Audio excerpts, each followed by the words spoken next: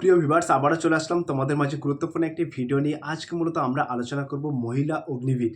তো অনেকেই কমেন্ট করছিলে যে দাদা অগ্নিবীর পদে কি মহিলারা আবেদন করতে পারবে না? অবশ্যই আবেদন করতে পারবে।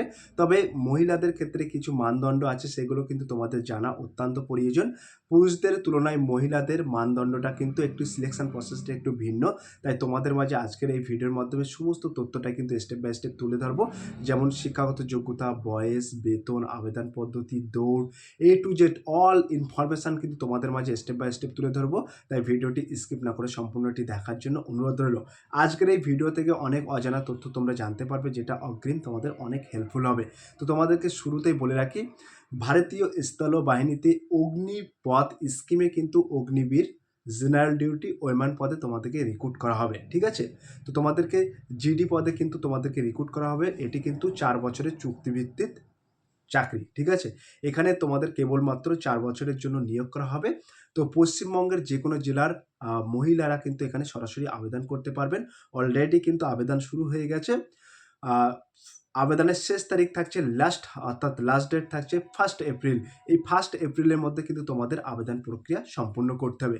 তো যে সমস্ত প্রার্থীরা এখানে আবেদন করবেন ভাবছেন, তাদের উদ্দেশ্যে বলা হচ্ছে, তোমাদের শিক্ষাগত যোগ্যতা চাওয়া হয়েছে মাধ্যমিক পাস, অর্থাৎ মাধ্যমিক পাসে কিন্তু তোমাদের ৪৫% নম্বর নিয়ে মাধ্যমিক পাস করলে তবেই আবেদন করতে পারবে। এর পাশাপাশি কিন্তু তোমাদের প্রতিটি বিষয়ে কিন্তু তোমাদের ৩৩% নাম্বার থাকা প্রয়োজন, অতিরিক্ত বিষয় ছাড়া। আবার একবার তোমাদেরকে রিপিট করে বলছি, তোমাদের ৪৫% নম্বর নিয়ে মাধ্যমিক পাস করতে হবে। তার পাশাপাশি প্রত্যেকটি সাবজেক্ট, অর্থাৎ প্রতিটি বিষয়ে ৩৩% নাম্বার থাকলে তবেই কিন্তু তোমরা এখানে আবেদন করতে পারবে। কেবলমাত্র অতিরিক্ত বিষয় ছাড়া ৩৩% নাম্বার থাকতে হবে। এবার তোমাদেরকে বলে রাখি, এখানে বয়স কী চাওয়া হয়েছে। বয়স কিন্তু তোমাদের এখানে ১৭.৫ থেকে ২২ বছর। এই ১৭.৫ থেকে ২২ বছরের মধ্যে তোমাদের যদি বয়স থেকে থাকে, তাহলে কিন্তু তোমরা সরাসরি এখানে আবেদন করতে পারবেন। এবার আমরা সরাসরি দেখে নেব উচ্চতা। তো তোমাদের এখানে উচ্চতা কী চাওয়া হয়েছে। এখানে কিন্তু ১৬২ সেন্টিমিটার, অর্থাৎ 162 সেন্টিমিটার তোমার যদি উচ্চতা থেকে থাকে, তাহলে কিন্তু সরাসরি তুমি যোগ্য। ক্লিয়ার? এবং তোমাদেরকে বলে রাখি, শুরুতেই তোমাদেরকে কিন্তু পরীক্ষা হবে, এবং এই পরীক্ষায় তুমি যদি কোয়ালিফাই করতে পারো, তাহলে কিন্তু তোমাদের পিএসটি পিইটির জন্য ডাকা হবে, এবং পিএসটি পিইটিতে তুমি যদি কোয়ালিফাই করতে পারো, তারপরে কিন্তু তোমাদের মেডিকেলের জন্য ডাকা হবে। এটাই কিন্তু মূল সিলেকশন প্রসেস। তো এখানে কিন্তু তোমরা চাকরি পেলে শুরুতেই কিন্তু তোমরা স্টাইপেন্ড পেয়ে যাবে। তো এখানে কত টাকা স্টাইপেন্ড পাবেন, সমস্ত তথ্যটাই কিন্তু তোমাদের মাঝে শেয়ার করব।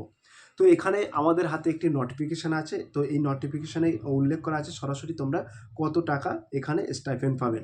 তো এখানে কিন্তু তোমাদের স্টাইপেন্ডের কথা এখানে উল্লেখ করা আছে। তো এখানে স্টাইপেন্ড পাবেন কিন্তু তোমরা ৩০,০০০ টাকা। শুরুতেই প্রথম মাসে ৩০,০০০ টাকা স্টাইপেন্ড পাবে, এবং এর মধ্যে হাতে পাবেন, অর্থাৎ ক্যাশ হ্যান্ড টাকা পাবেন কিন্তু ২১,০০০ টাকা। বাকি ৯,০০০ টাকা কিন্তু অগ্নিবীর কর্পস ফান্ডে জমা হবে। ক্লিয়ার? তারপরে তোমাদেরকে বলে রাখি, এইখানে যে সমস্ত প্রার্থীরা এখানে আবেদন করবেন ভাবছেন, তাদের উদ্দেশ্যে বলে রাখি, এখানে কিন্তু ৪ বছর চাকরি করার পরে ২৫% প্রার্থীদেরকে আবার কিন্তু পুনরায় পরীক্ষা দিয়ে স্থায়ীভাবে কিন্তু নিয়োগ করা হবে। স্থায়ীভাবে নিয়োগ করা হবে জুনিয়র কমিশনড অফিসার হিসেবে। ঠিক আছে?